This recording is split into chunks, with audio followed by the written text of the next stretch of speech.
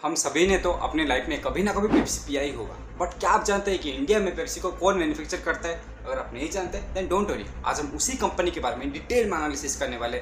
हम देखने वाले हैं कि कंपनी का फ्यूचर स्ट्रेटेजी क्या है और कंपनी किस किस प्रोडक्ट में ऑपरेट करती है और कैसे ये कंपनी मार्केट को डिस्टर्ब कर रही है। बट अगर आप इस चैनल पे नए हैं तो इस चैनल को सब्सक्राइब कर लीजिए, क्योंकि मेरा नाम है यशराज और इस चैनल में मैं स्टॉक एनालिसिस बनाता हूँ और बिजनेस केस स्टडीज बनाता हूँ। तो अगर आपको अपने फाइनेंशियल नॉलेज को इंप्रूव करना है, अपने बिजनेस सेंस को इंप्रूव करना है, तो इस चैनल को सब्सक्राइब कर लीजिए। और मैंने हमारे टेलीग्राम ग्रुप का लिंक भी नीचे दे दिया है, आप उससे भी जाके ज्वाइन कर सकते हैं। तो चलिए अब इस कंपनी को एनालाइज करते हैं। तो जो कंपनी इंडिया में पेप्सी को मैन्युफैक्चर कर रही है, डिस्ट्रीब्यूट कर रही है और उसका सारा चीज संभाल रही है, उसका नाम है वरुण बेवरेजेस लिमिटेड, यानी कि उसको प्यार से तो नहीं, शॉर्टकट में हम बुला सकते हैं BBL। और ना सिर्फ इंडिया में, ये नेपाल में, श्रीलंका में, जाम्बिया में, जिम्बाब्वे में और मोरक्को में भी पेप्सी का मैन्युफैक्चर और डिस्ट्रीब्यूशन भी संभालते हैं। और जब ये इतने सारे कंट्री में संभाल रहे हैं देन इसका रेवेन्यू भी देखना जरूरी है। तो अगर हम इसका रेवेन्यू चार्ट देखते हैं देन इसका 81% रेवेन्यू एशिया के 3 कंट्रीज यानी कि इंडिया, नेपाल और श्रीलंका में से आता है और 19% रेवेन्यू जो अफ्रीका के 3 कंट्रीज है उसमें से आता है। तो चलिए पहले जान लेते हैं कि कंपनी कौन से प्रोडक्ट में ऑपरेट करती है। तो जैसे कि मैंने वीडियो के पहले ही बताया, ये कंपनी मोस्टली कार्बोनेटेड ड्रिंक्स में ऑपरेट करती है, बट साथ ही साथ ये ड्रिंकिंग वाटर, जूसेस और भी बहुत सारी चीज़ों में ऑपरेट करती है। तो पहले अगर कार्बोनेटेड ड्रिंक के बारे में बात करें देन उसमें पहला नाम आ जाता है पेप्सी। और पेप्सी के साथ साथ ये Pepsi black, diet Pepsi, Mountain Dew, Mirinda और 7 अप भी बेचते हैं। उसी तरह ये कार्बोनेटेड जूस का जो सेगमेंट है उसमें बेचते हैं मिरिंडा, मसाला सोडा और Mountain Dew ice. Similarly energy drinks में स्ट्रिंग बेचते हैं, क्लब सोडा भी बेचते हैं, आइस टी में लिफोन आइस टी बेचते हैं, फ्रूट जूस में ट्रॉपिकाना बेचते हैं और उसके डिफरेंट वेरिएंट्स बेचते हैं। साथ ही साथ स्पोर्ट्स ड्रिंक में ये गैटोरेड को बेचते हैं। सिमिलरली जो पैकेज वाटर का सेगमेंट है जिसमें बिस्लरी और बाकी के सारे कंपनीज ऑपरेट करती है उसमें ये अपने 2 प्रोडक्ट लॉन्च करते हैं, जो कि है एक्वाफाइन और एक्वाफेस। बट ये सब जो प्रोडक्ट मैंने अभी बताए ये पेप्सी के अंडर आते हैं, यानी कि पेप्सी लेबल के अंडर आते हैं। बट ये अपने डेयरी का भी और एक लेबल चलाते हैं। ये डेयरी का बहुत सारे प्रोडक्ट को सेल करते हैं, जो कि है mango shake, cold coffee, Belgian choco, केसर बादाम और इलायची। तो ये तो हो गया ये कौन से प्रोडक्ट में ऑपरेट करते हैं। बट इनका प्रोडक्ट वाइज अगर रेवेन्यू चार्ट देखें देन जो कार्बोनेटेड ड्रिंक्स है उसमें से इनका रेवेन्यू लगभग 70 से 75% के बीच में रहता है और अभी इस क्वार्टर में ये 73% है। सिमिलरली जूसेस में ये 5 to 9% के बीच में रहता है और अभी ये 9% है।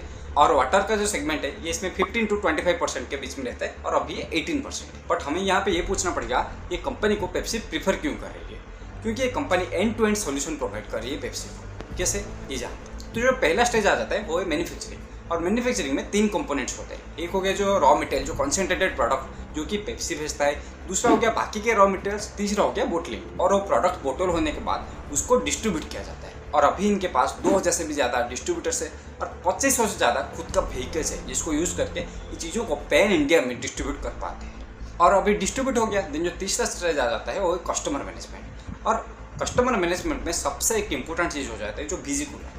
बीजी कूलर क्या होता है कि आप अभी स्क्रीन में देख रहे होंगे, जो कूलर के ऊपर उनका एक ब्रांड का नाम लगा हुआ होता है और सारे जो कोल्ड ड्रिंक्स है अंदर में दिख रहे होते हैं, उसको बोला जाता है बीजी कूलर। और अभी 8,40,000 से ज़्यादा बीजी कूलर इनके पास प्रेजेंट। साथ ही साथ शॉप्स में और लोकल में भी पेप्सी का ब्रांडिंग करते रहते हैं। इस सबके अलावा ये कॉस्ट एफिशिएंसी भी बहुत ज़्यादा काम करते हैं, जैसे कि बैकवर्ड इंटीग्रेशन करते हैं, जो कि अभी जम्मू कश्मीर में एक प्लांट लग रहा है उसके लिए ही।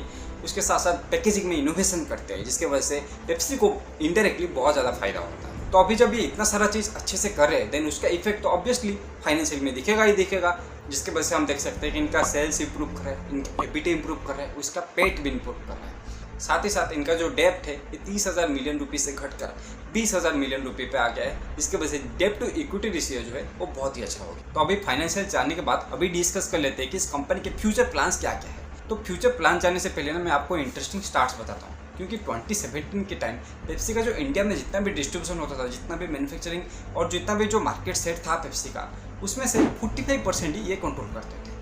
बट 2021 आते आते ये नंबर बढ़ के 85% हो गया है, यानी कि पेप्सी का इंडिया में जो भी बोतल सेल हो रहा है उसमें से 85% बोतल इनके द्वारा ही सेल हो रहा है, इनके द्वारा ही मैन्युफैक्चर हो रहा है और सारा चीज़ इनके द्वारा ही हो रहा है। तो आप लोग सोचेंगे कि सडनली इतना ज़्यादा जंप कैसे आ गया। तो एक्चुअली क्या हुआ है कि 2012 से 2019 के बीच इन्होंने बहुत सारे जो पेप्सी के सब्सिडरीज थे उसको एक्वायर कर लिया, ना सिर्फ इंडिया में बल्कि 2012 में मोरक्को, श्रीलंका और नेपाल में भी जो पेप्सी के सब्सिडरीज थे उसको एक्वायर कर लिया, जिसकी वजह से इंडिया में पेप्सी सप्लायर में से लगभग एक मोनोपोली स्टेज में आके बैठ चुकी है। और इस सब के बावजूद अभी ये रुके नहीं, क्योंकि अभी इनका जम्मू कश्मीर, बिहार, आंध्र प्रदेश, तेलंगाना, उड़ीसा, मध्य प्रदेश, ये सारी जगह पे इतना ज़्यादा स्ट्रॉन्ग डिस्ट्रीब्यूशन नहीं है। तो अभी ये ट्राई करें कि बिहार और जम्मू कश्मीर में ग्रीन फील्ड कैपेक्स करें और यूपी में ब्राउन फील्ड कैपेक्स करें। बट आप लोग सोच रहे होंगे ग्रीन फील्ड और ब्राउन फील्ड कैपेक्स क्या होता है। ग्रीन फील्ड कैपेक्स का मतलब आपके पास कुछ भी नहीं है, आप पूरा का पूरा प्लांट खुद ही डेवलप करते हैं। ब्राउन फील्ड कैपेक्स का मतलब क्या हो गया कि आप प्लांट लीज में ले जाते हैं, आप प्लांट किससे खरीद लेते हैं,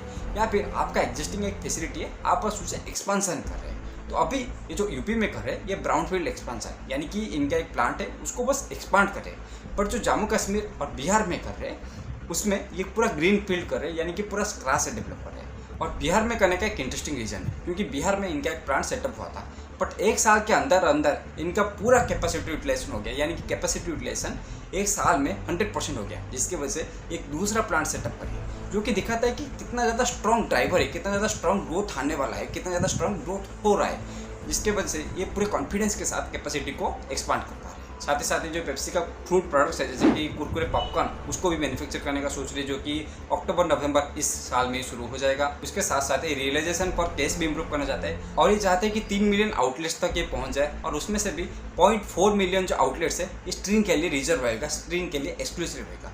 तो अभी देखते हैं कि स्ट्रीम में और इस बाकी सारी चीज़ों में ऐसा क्या ग्रोथ ड्राइवर है जो कि इस कंपनी को बहुत ज़्यादा एडवांटेज देती है। तो पहला चीज़ ये कि जो सेगमेंट्स है, जैसे कि जूस हो गया, एनर्जी ड्रिंक्स हो गया, या फिर जो डेयरी प्रोडक्ट्स हो गया, उसमें डबल डिजिट ग्रोथ आ रहा है। दूसरी चीज़ ये कि इंडिया में यंग पॉपुलेशन ज़्यादा आ रहा है, जिसके वजह से चीज़ों का कंजप्शन ज़्यादा बढ़ रहा है। तीसरी चीज़ ये कि अर्बनाइजेशन हो रहा है, रैपिड अर्बनाइजेशन हो रहा है। चौथा चीज़ ये है कि इंडिया में इलेक्ट्रिफिकेशन बहुत जल्दी से हो रहा है, जिसके वजह से अपने प्रोडक्ट को स्टोर कर पाते हैं फ्रिज में, क्योंकि अगर आप सोचें किसी गांव में इलेक्ट्रिसिटी नहीं है तो फ्रिज कहाँ से आएगा, उसके बाद पेप्सी कहाँ से आएगा। क्योंकि अगर आप पेप्सी को मतलब जो बिना फ्रिज में रखा हुआ पेप्सी पी लेंगे, दोनों लाइक शक्कर के जूस की तरह ही लगेगा, कुछ ज़्यादा नहीं लगेगा।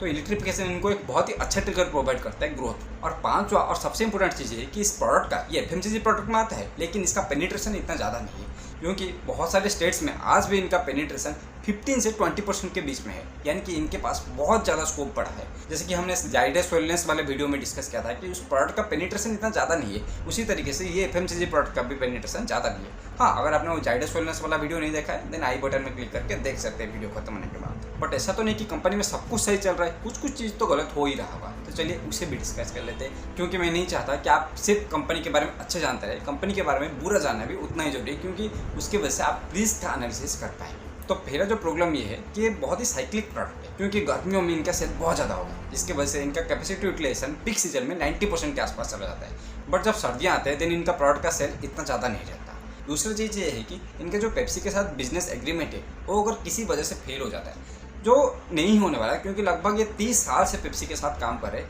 और पेप्सी अगर इनके साथ नहीं जुड़ती है देन पेप्सी को पूरा इंडिया में फिर से डिस्ट्रीब्यूशन खड़ा करने में टाइम लगेगा, क्योंकि नहीं होने वाला।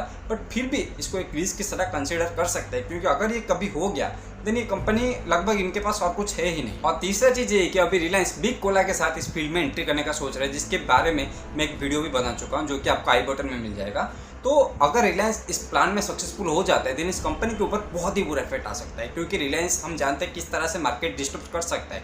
अगर ये सच में कर लेता है ना इस फील्ड में, देन इस कंपनी के ऊपर बुरा इफेक्ट आ सकता है, मैं जरूर बता रहा हूँ। तो ये तो हो गया इस कंपनी के बारे में पूरा मैसेज। अगर इसका वैल्यूएशन के बारे में बात करें देन इसका वैल्यूएशन लगभग हमेशा एक्सपेंसिव ही रहता है, बट फिर भी ये कंपनी अच्छा परफॉर्म करे तो इसका शेयर प्राइस भी इंप्रूव होता रहता है। तो आप कंसिडर कर सकते हैं आप इसको इस प्राइस में लेना चाहते हैं या फिर नहीं।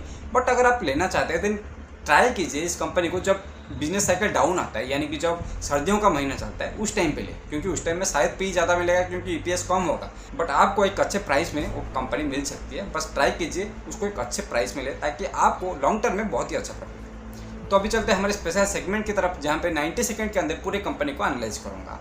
तो ये कंपनी एशिया में 3 कंट्रीज में और अफ्रीका में 3 कंट्रीज में बिजनेस करती है, और इनका एशिया का बिजनेस इनके रेवेन्यू में 81% कंट्रीब्यूशन देता है, और अफ्रीका का बिजनेस 19% कंट्रीब्यूशन देता है। और ये पेप्सी के साथ 30 ईयर से भी ज़्यादा टाइम से जुड़े हुए हैं, जिसकी वजह से कंपनी को एक मोड मिल जाता है, क्योंकि पेप्सी का इंडिया में डिस्ट्रीब्यूशन का 85% ही ये कंट्रोल करते हैं। और इसके साथ साथ एक green field capex, brown field capex Pepsi के फूड प्रोडक्ट का लॉन्च कर रहे हैं, और अफ्रीकन कंट्रीज में भी ग्रोथ करने का ट्राई कर रहे हैं, जिसकी वजह से आगे आने वाले सालों में ग्रोथ आ सकता है। और इसमें कुछ की ट्रिगर्स भी है, क्योंकि इंडिया में अर्बनाइजेशन हो रहा है, इंडिया में मेजर यंग पॉपुलेशन है, और इलेक्ट्रिफिकेशन हो रहा है, जिसकी वजह से एक की ट्रिगर्स की तरह काम कर सकते हैं इस कंपनी के लिए। तो ये था इस कंपनी के बारे में हमारा कंप्लीट एनालिसिस। आई होप आप सभी लोगों को ये एनालिसिस बहुत ही ज़्यादा पसंद आया होगा, और अगर आप डेली न्यूज़ और एनालिसिस के साथ अपडेट रहना चाहते हैं देन टेलीग्राम ग्रुप को जरूर ज्वाइन कीजिए।